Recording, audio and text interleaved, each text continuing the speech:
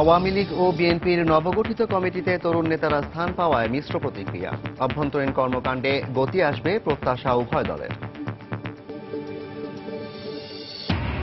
অনিয়ন্ত্রিত ব্যবহার আর অবাধ প্রবেশে অরক্ষিত হয়ে পড়ছে সুন্দরবন। বারবার ঘটছে দুর্ঘটনা। অস্তিত্ব রক্ষায় রাজনৈতিক সদিচ্ছার তাগিদ বিশেষজ্ঞদের। কান্নাকাটিতে বিরক্ত হয়ে বরিশালে বাড়িওয়ালার বিরুদ্ধে ভাড়াটিয়ার শিশুকে হত্যার অভিযোগ। মামলা দায়েরের পর অভিযুক্তকে গ্রেফতার। ভূমিকম্পের কারণে সিলেট নার্সিং কলেজের ছাত্রী হোস্টেলে ফাটল। বাসিন্দাদের হল ছাড়ার নির্দেশ। এবং অবশেষে আলোর মুখ দেখতে যাচ্ছে দেশের প্রথম পারমাণবিক বিদ্যুৎ প্রকল্প। শীর্ষ পদের জন্য দেশীয়দের যোগ্য করে গড়ে তোলার আহ্বান।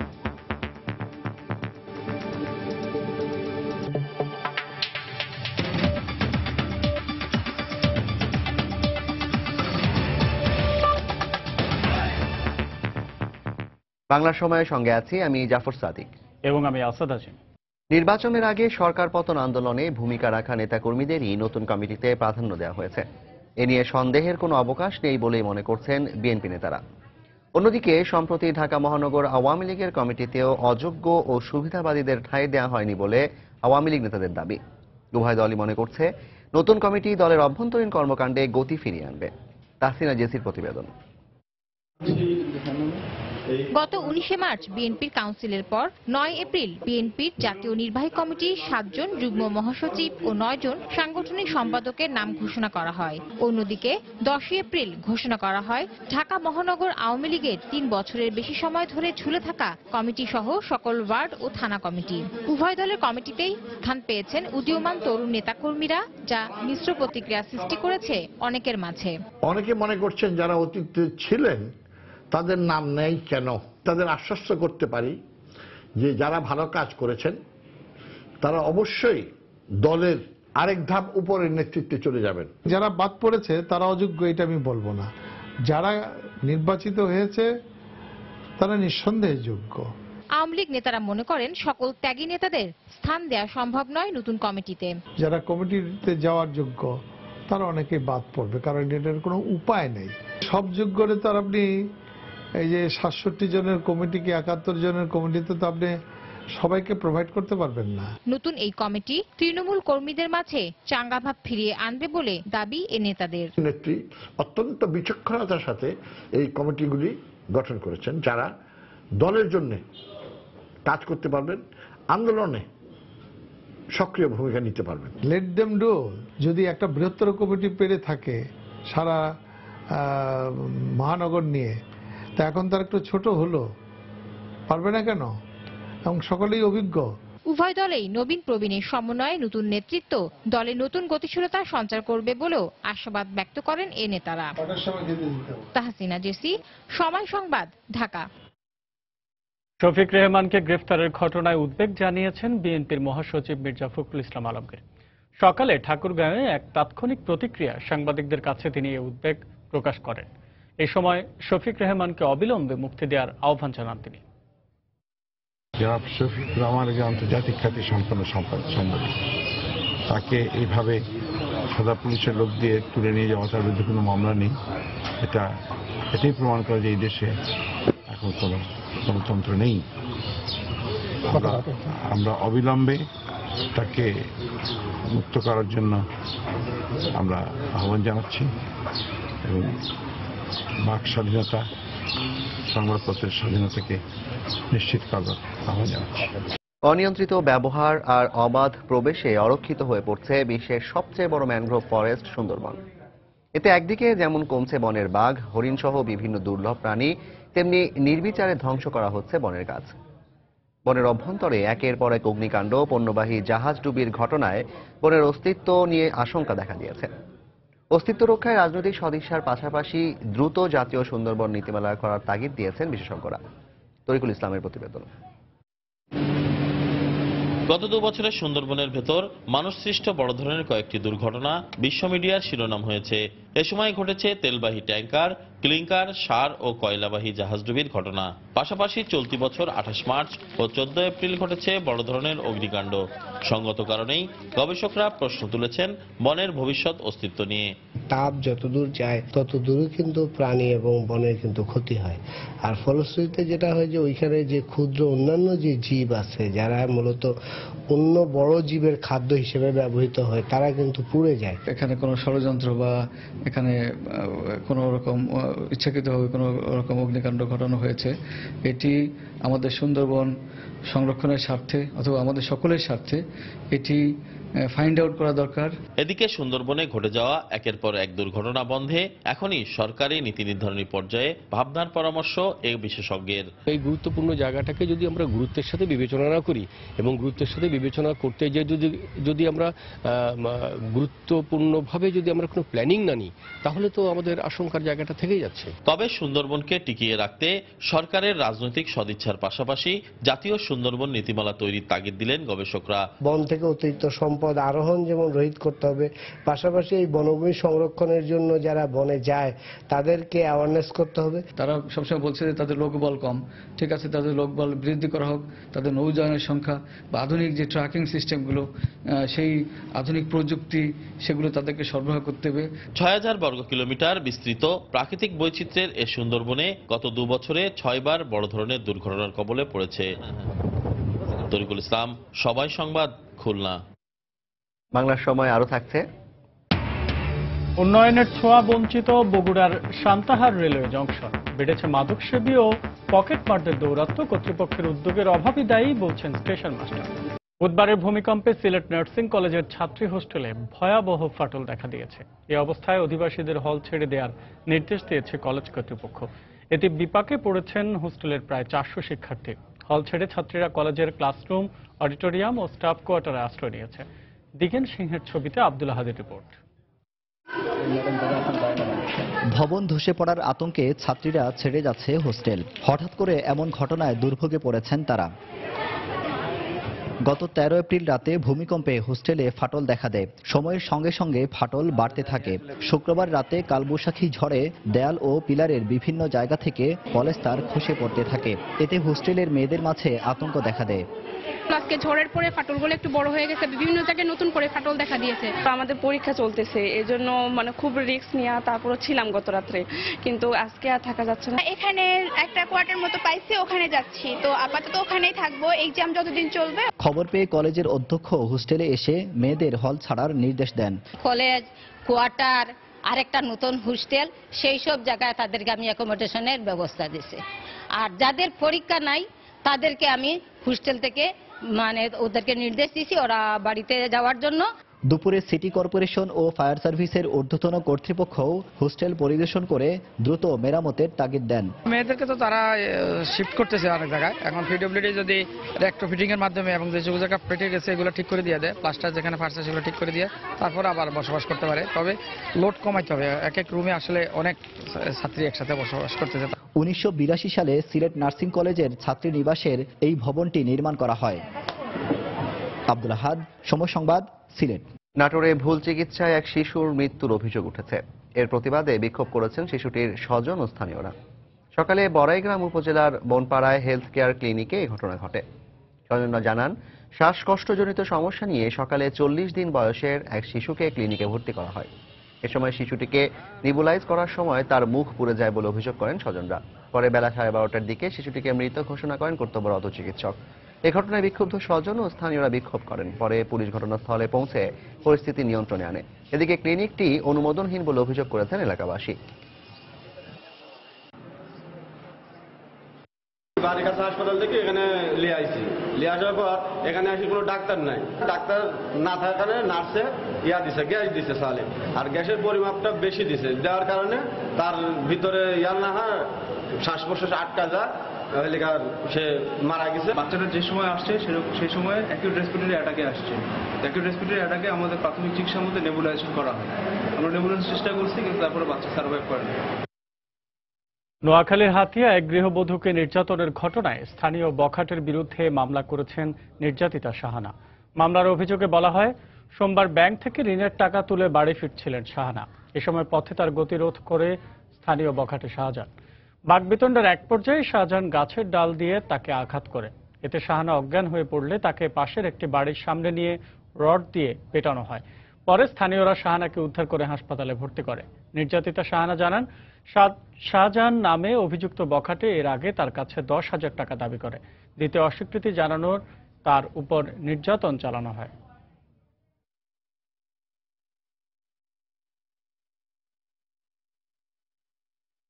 মারধর করে গত 11 তারিখ সম্ভবত বা 10 তারিখে, এটা পুলিশের কোনো পক্ষই জানাননি। স্থানীয়ভাবে আপস মীমাংসার চেষ্টা করেন স্থানীয় ইমাম সাহেবের নেতৃত্বে পুলিশের অগোচরে এইটা নেগোসিয়েশনের চেষ্টা চলে, বাট এটা ব্যর্থ হলে মহিলা গতকাল থানাতে আসেন। থানাতে আসলে আমরা মামলা রেকর্ড করি, মামলা রেকর্ড করে ঊর্ধ্বতন কর্তৃপক্ষকে বিষয়টি নলেজ দেই এবং ওনাদের নির্দেশ করেন এবং আমাদের নির্দেশের দায়িত্ব থেকে আমরা সর্বোচ্চ চেষ্টা চালাই আসামিকে গ্রেপ্তারের জন্য। আমরা তার মোবাইল কোথায় কি অবস্থান নিচ্ছে সেটা অবজারভেশনে রেখেছি এবং চেষ্টা অব্যাহত আছে। নানা অনিশ্চয়তার পর অবশেষে আলোর মুখ দেখতে যাচ্ছে দেশের প্রথম পারমাণবিক বিদ্যুৎ প্রকল্প। নির্ধারিত সময়ে এই কেন্দ্র থেকে উৎপাদন সম্ভব বলে জানিয়েছে কর্তৃপক্ষ। প্রকল্প সংশ্লিষ্টদের দাবি, এই কেন্দ্রটি চালু হলে স্বল্প মূল্যে মিলবে বিদ্যুৎ। কেন্দ্রটির শীর্ষ পদগুলোর জন্য দেশীয়দের যোগ্য করে গড়ে তোলার পর্যাপ্ত সুযোগ সৃষ্টির আহ্বান জানিয়েছেন বিশেষজ্ঞরা।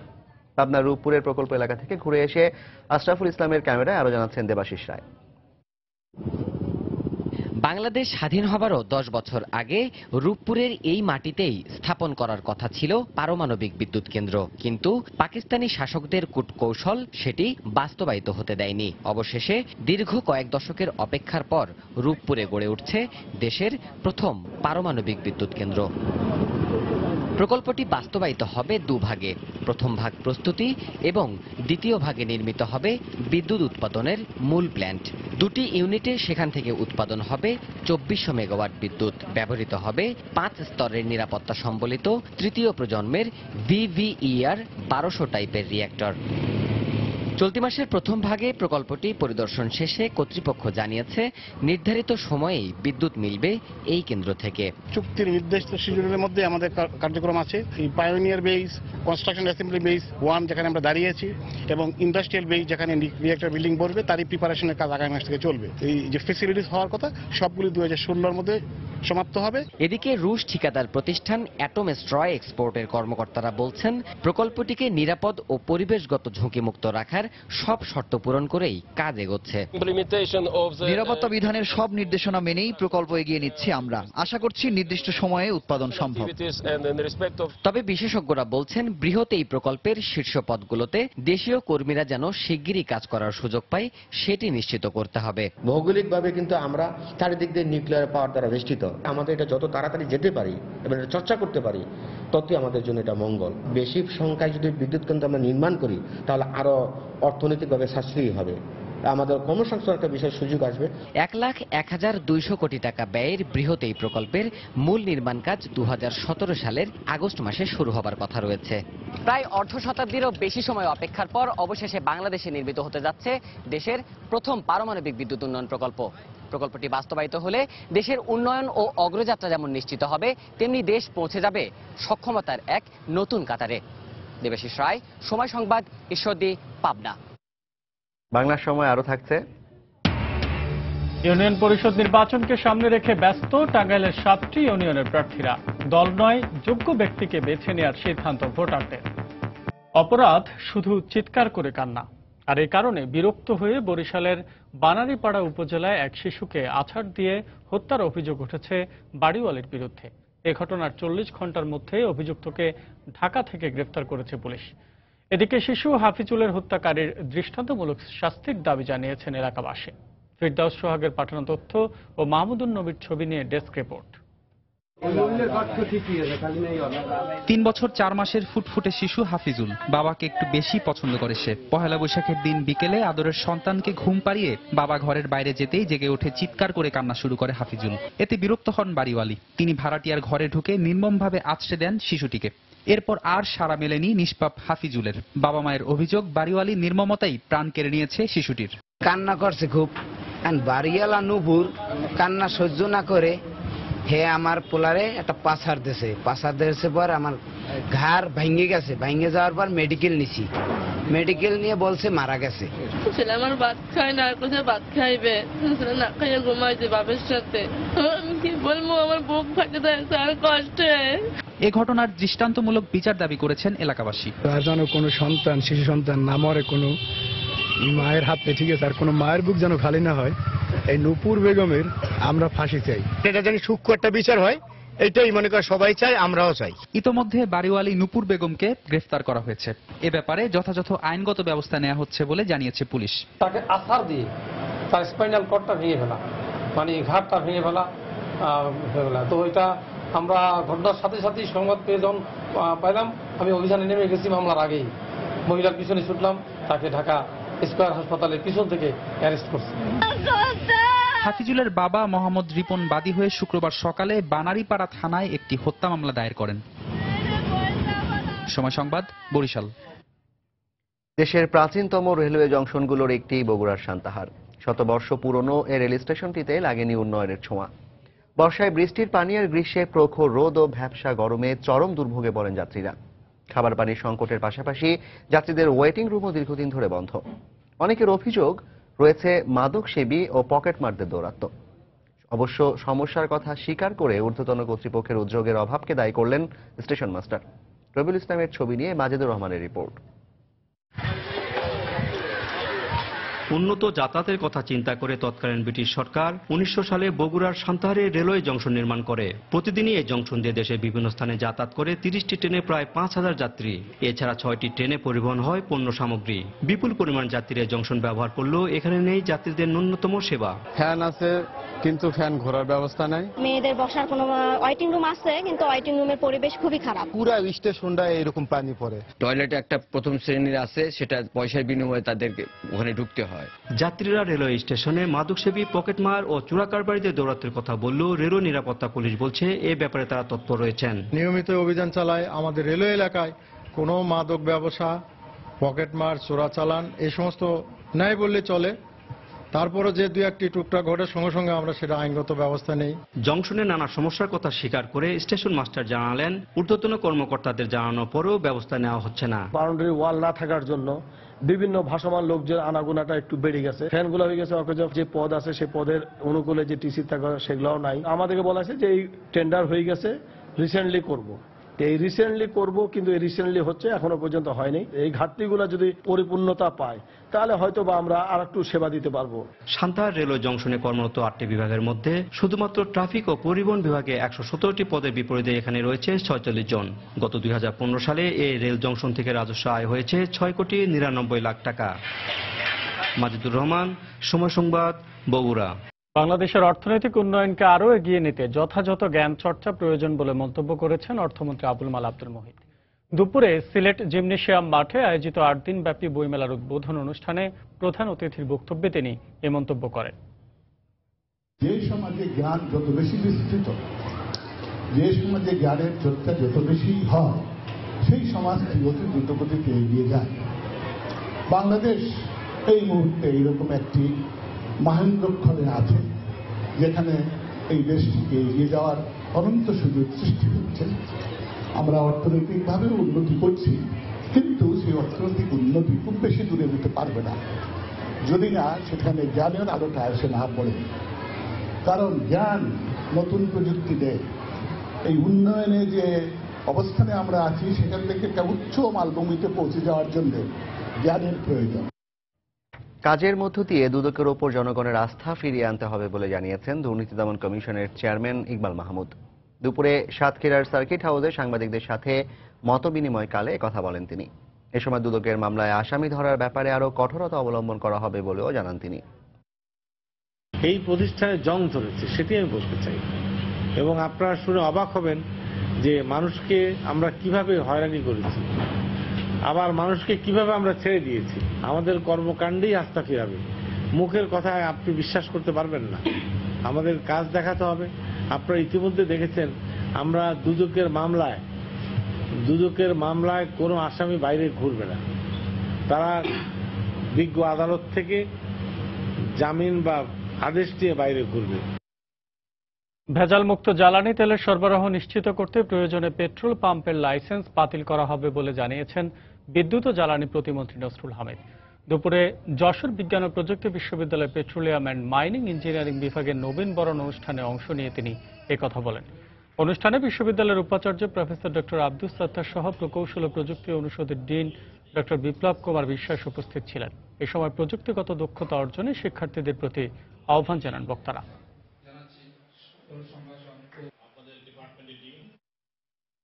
তৃতীয় দফার ইউপি নির্বাচনকে কেন্দ্র করে টাঙ্গাইলের ধনবাড়ির ৭টি ইউনিয়নেও জমে উঠেছে প্রচার প্রচারণা। কাদির তালুকদারের পাঠানো তথ্য, রাশেদ খানের ছবি নিয়ে ডেস্ক রিপোর্ট। প্রতীক বরাদ্দের পরই প্রার্থীদের প্রচার প্রচারণায় মুখর হয়ে উঠেছে টাঙ্গাইলের ধনবাড়ির ইউনিয়নগুলো। পোস্টারে পোস্টারে ছেয়ে গেছে প্রতিটি পাড়া, মহল্লা, অলিগলি। সকাল থেকে রাত অবধি কর্মীদের নিয়ে ভোটারদের দ্বারে দ্বারে ঘুরছেন চেয়ারম্যান ও সদস্য প্রার্থীরা। ভোট বাগাতে দিচ্ছেন উন্নয়নের নানা প্রতিশ্রুতি। তবে প্রতিশ্রুতির ফুলঝুরি নয়, যোগ্যদেরই জনপ্রতিনিধি নির্বাচিত করার প্রত্যয় ভোটারদের। যে সমাজের কথা ভাববে তাকে আমরা ভোট দেওয়ার জন্য ভোট দেব। উন্নয়নের কাজ করে এই জাতীয় লোকের আমরা ভোট দেব। গরিব দুঃখী চায় দেখবো সুস্থভাবে, সেই সকল মানুষের উদ্যান রাখবো। আওয়ামী লীগের প্রার্থীরা জয়ের ব্যাপারে শতভাগ আশাবাদী হলেও স্বচ্ছ ও নিরপেক্ষ নির্বাচনের দিকেই তাকিয়ে আছেন বিএনপি ও স্বতন্ত্র প্রার্থীরা। রাস্তাঘাট, ব্রিজ কালভার্ট, কারেন্টের ব্যাপার, এইগুলি আমি করে দেওয়ার জন্য আমি চেষ্টা করব। এই নির্বাচন যদি সুষ্ঠু হয়, সুন্দর হয়, অবাধ হয়, আমি আশা করি যে কেউ আমাকে আমি পরাজয় বরণ করবে না। আমার মনে হয় সুষ্ঠু নির্বাচন যদি হয় তাহলে বিপুল ভোটে আমি পাশ করব, এটা আমার আশা। তবে সুষ্ঠু নির্বাচন অনুষ্ঠানে সব ধরনের ব্যবস্থা নেওয়ার আশ্বাস দিয়েছেন জেলা নির্বাচন কর্মকর্তা। জেলা প্রশাসন, পুলিশ প্রশাসন একসাথে কাজ করছি। আমরা আশা করছি যে আগামী 23 তারিখ ধনবাড়ির যে 7টি ইউনিয়নের নির্বাচন অনুষ্ঠিত হবে, সেই নির্বাচনটি অত্যন্ত সুষ্ঠু এবং সুন্দরভাবে অনুষ্ঠিত হবে। আগামী 23 এপ্রিল অনুষ্ঠিতব্য টাঙ্গাইলের 7টি ইউনিয়নের চেয়ারম্যান পদে 23 জন এবং সাধারণ ও নারী সদস্য পদে 270 জন প্রতিদ্বন্দ্বিতা করবেন। সময় সংবাদ, টাঙ্গাইল। তৃতীয় দফায় ইউনিয়ন পরিষদ নির্বাচনকে সামনে রেখে প্রচারণায় ব্যস্ত সময় পার করছেন মানিকগঞ্জের ঘিওর ও শিবালয় উপজেলার 14টি ইউনিয়নের প্রার্থীরা। বাড়ির আঙিনা থেকে শুরু করে চায়ের দোকান ও হাট বাজারে সর্বত্রই চলছে নির্বাচনী আলোচনা। পোস্টারে পোস্টারে ছেয়ে গেছে পাড়া মহল্লা। সকাল থেকে গভীর রাত পর্যন্ত প্রার্থীরা ছুটছেন ভোটারদের দ্বারে দ্বারে। এলাকার উন্নয়ন সহ নানা প্রতিশ্রুতি দিচ্ছেন তারা। দল নয়, যোগ্য ব্যক্তিকেই বেছে নেবেন বলে জানিয়েছেন ভোটাররা। ঘিওর ও শিবালয় উপজেলার মোট 14টি ইউনিয়নে চেয়ারম্যান পদে 61 জন, সাধারণ সদস্য পদে 492 জন এবং সংরক্ষিত মহিলা সদস্য পদে 148 জন প্রার্থী প্রতিদ্বন্দ্বিতা করছেন। নদী ভাঙন থেকে রক্ষার্থে নদী পাড়ে দেয়া ব্লক ধসে পড়ায় হুমকির মুখে পড়েছে বরগুনার বেতাগী পৌরসভা। ব্লক সরে যাওয়ায় বিষখালী নদীর খরস্রোতে আবারও ভাঙন শুরু হয়েছে নদী পাড়ে। নদীপাড়ের মানুষেরা বলছে, এই মুহূর্তে ব্যবস্থা না নিলে আগামী বর্ষা মৌসুমে নদীগর্ভে বিলীন হবে বেশ কিছু সড়ক ও বেতাগী উপজেলা পরিষদ ভবন। অবশ্য পানি উন্নয়ন বোর্ড শিগগিরই ব্যবস্থা নেওয়ার আশ্বাস দিয়েছে। এসএম সিফাতের তোলা ছবিতে আরো জানাচ্ছেন এম এ আজিম। 2011 সালে বিষখালী নদীর ভাঙন থেকে বেতাগী পৌর শহরকে রক্ষায় নদীপাড়ে ব্লক ফেলে পানি উন্নয়ন বোর্ড। গত 5 বছর এই ব্লক নদী ভাঙন থেকে রক্ষা করেছে বেতাগীবাসীকে। কিন্তু গত বর্ষা মৌসুমে নদীতে পানির চাপ বাড়ার সাথে সাথে তীব্র স্রোতে ব্লক ধসে পড়ে হাসপাতাল, লঞ্চঘাট ও খাদ্যগুদাম এলাকায়। ইতিমধ্যে হাসপাতাল ও লঞ্চঘাট এলাকায় শুধু ব্লক নয়, বেতাগী বাজারের বেশ কিছু দোকান নদীগর্ভে চলে গেছে। অনেকেই বাঁশ ও কাঠের বেড়া তৈরি করে চেষ্টা করছে ভাঙন প্রতিরোধের। এলাকাবাসীর আশঙ্কা, এই মুহূর্তে ব্যবস্থা না নিলে বর্ষা মৌসুমে তীব্র ভাঙনের কবলে পড়বে বেতাগী। ব্লক আমনের যে জায়গায় নাই সে জায়গায় ভাঙ্গে বেশি ঢুকে গেছে, আর যেখান থেকে অল্প স্বল্প আছে হ্যাঁ ভাঙ্গে নিচের দিক চলিয়ে যাইতে আছে। এইরকম যদি ভাঙ্গে যায় তাহলে বাজার ঘাট বিলীন হয়ে যাবে। আমাকে বাড়ি ঘর ভাঙ্গে নদীতে যাইতেছে, আমাকে তো থাকতে অসুবিধা হইবে। অবশ্য পানি উন্নয়ন বোর্ডের কর্মকর্তারা বলছেন, শিগগিরই ব্যবস্থা নেওয়া হবে। আমরা এই জায়গায় ক্রস সেকশন সংগ্রহ করতেছি, করে ডিজাইন ডাটা পাঠায় অস্থায়ী প্রতিরক্ষা কাজের জন্য প্রস্তাব দেব আমরা। এটাকে বেতাগী পৌরসভা, বেতাগী উপজেলাকে রক্ষা করা হবে।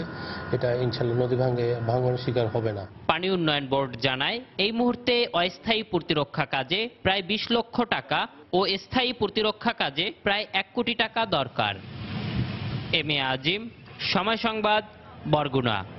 রাজশাহী মেডিকেল কলেজ হাসপাতালে শুক্রবার দুপুরে রোগী মারা যাওয়ার ঘটনাটি ভুল চিকিৎসার কারণে হয়নি, বরং অবস্থা গুরুতর হওয়ায় তার মৃত্যু হয়েছে বলে দাবি করেছে হাসপাতাল কর্তৃপক্ষ।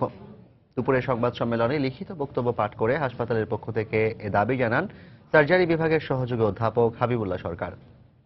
সংকটাপন্ন দিয়ে থাকি সেটা দিয়ে এবং দুইটা কর্সন ইনজেকশন দিয়ে রুগীকে চেষ্টা করা হয় আর কি। এরপরে রুগী ওখানে যখন ডেট ডিক্লেয়ার করলেন রুগী ইতিমধ্যে মারা গেছেন, তখন তারা রুগীর লোকেরা এবং আত্মীয় স্বজনরা যারা আসছিলেন তারা সুব্রত কুমার দাস মেডিকেল অফিসার এবং ডাক্তার আরিফ ইন্টার্নি সহ নার্স যে ডিউটিতে ছিলেন ওনার উপরে চড়া হয় এবং কিল ঘুষি এবং লাথি মারতে থাকেন। এক পর্যায়ে জীবন বাঁচাতে ডাক্তাররা তো পুলিশ বক্সে গিয়ে আশ্রয় নেন।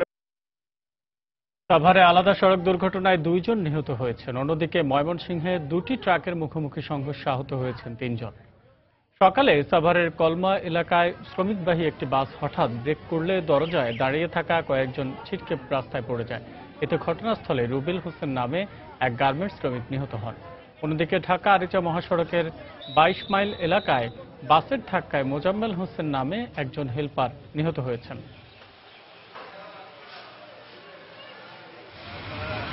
এদিকে সকাল 7:30টার দিকে ঢাকা ময়মনসিংহ মহাসড়কের ত্রিশাল উপজেলার রাঘামারা এলাকায় 2টি ট্রাকের সংঘর্ষ হয়। ট্রাক দুটি রাস্তার উপর উল্টে পড়লে 3 জন আহত হন। তাদের উদ্ধার করে ত্রিশাল হাসপাতালে ভর্তি করা হয়েছে। এ সময় মহাসড়কে 2 ঘন্টা যান চলাচল বন্ধ থাকে।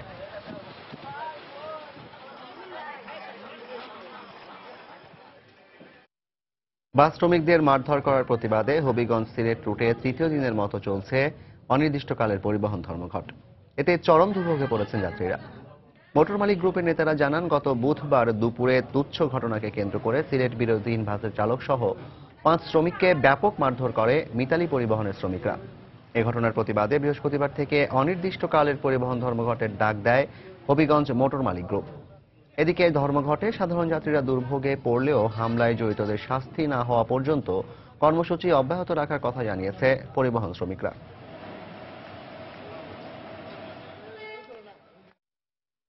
যশোরের মনিরামপুরে আওয়ামী লীগের দুপক্ষের সংঘর্ষের মধ্যে পড়ে রাজু হোসেন নামে একজন নিহত হওয়ার ঘটনায় কাউকে গ্রেফতার করতে পারেনি পুলিশ। যশোরের সহকারী পুলিশ সুপার শেখ বিল্লাল হোসেন জানান, গতকাল রাত 10:30টার দিকে বর্ষবরণ উপলক্ষে আয়োজিত বৈশাখী মেলায় মসজিদনগর ইউনিয়নের নবনির্বাচিত চেয়ারম্যান আবুল হোসেনের সংবর্ধনা অনুষ্ঠান চলছিল। এ সময় স্থানীয় আওয়ামী লীগের দুপক্ষের সংঘর্ষ হয়। এ সময় রাজু নামে এক দর্শনার্থী আহত হন। তাকে উদ্ধার করে যশোর মেডিকেল কলেজ হাসপাতালে নেওয়ার পথে তার মৃত্যু হয়। এ ঘটনায় জড়িতদের দৃষ্টান্তমূলক শাস্তির দাবি জানিয়েছে স্বজনরা। এটা একটা ষড়যন্ত্র ফুলতে আমরা এই ছেলের মৃত্যু সরকারের কাছে বিচার চাই। ছিল যে কিছু জায়গায় জ্ঞানজামে ওই জায়গায় বাড়ি মারি ফেলা যায়। হয়তোবা সে পথেই অথবা ঘটনাস্থলেই মৃত্যুবরণ করেছিল। এই বিষয়টি আজ লাশের ময়নাতদন্ত শেষ হবে এবং মামলার বিষয়টি প্রক্রিয়াধীন। চট্টগ্রামে 4 সাংবাদিকের ওপর হামলার প্রতিবাদে নরসিংদীতে মানববন্ধন করেছেন বিভিন্ন গণমাধ্যম কর্মীরা। সকালে নরসিংদী প্রেস ক্লাবের সামনে ঘণ্টাব্যাপী এ মানববন্ধন অনুষ্ঠিত হয়। এ সময় বক্তারা সাংবাদিকের ওপর হামলার ঘটনায় জড়িতদের গ্রেফতার করে দৃষ্টান্তমূলক শাস্তির দাবি জানান। অবৈধ ভূমি দখল নিয়ে গত রবিবার অনুসন্ধানী প্রতিবেদন তৈরির জন্য চট্টগ্রামের চাঁদগাঁও এলাকায় যায় 4 সাংবাদিক। তাদের ওপর অতর্কিতে হামলা চালায় দুর্বৃত্তরা।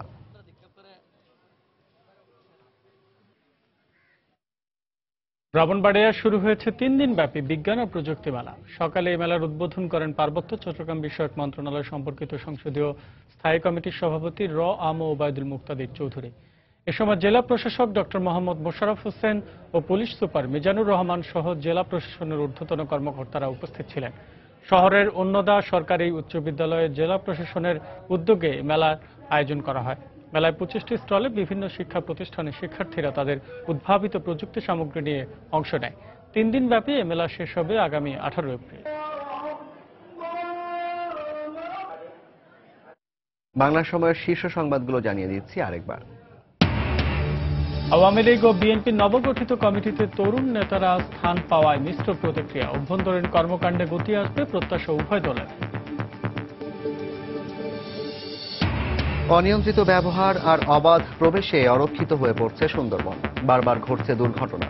অস্তিত্ব রক্ষায় রাজনৈতিক সদিচ্ছার তাগিদ বিশেষজ্ঞদের। কান্নাকাটিতে বিরক্ত হয়ে বরিশালে বাড়িওয়ালার বিরুদ্ধে ভাড়াটিয়ার শিশুকে হত্যার অভিযোগ, মামলা দায়েরের পর অভিযুক্তকে গ্রেফতার। ভূমিকম্পের কারণে সিলেট নার্সিং কলেজে ছাত্রী হোস্টেলে ফাটল, বাসিন্দাদের হল ছাড়ার নির্দেশ।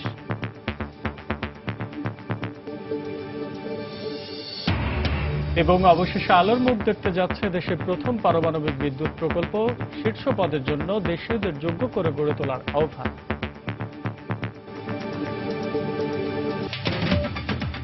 এই ছিল বাংলার সময়। যে কোনো খবর পেতে ভিজিট করুন সময়নিউজ.tv। এছাড়া এইমাত্র পাওয়া খবর আপনার মোবাইলে পেতে SMS করুন *FN লিখে পাঠিয়ে দিন 162 নম্বরে। সঙ্গে থাকুন সময়।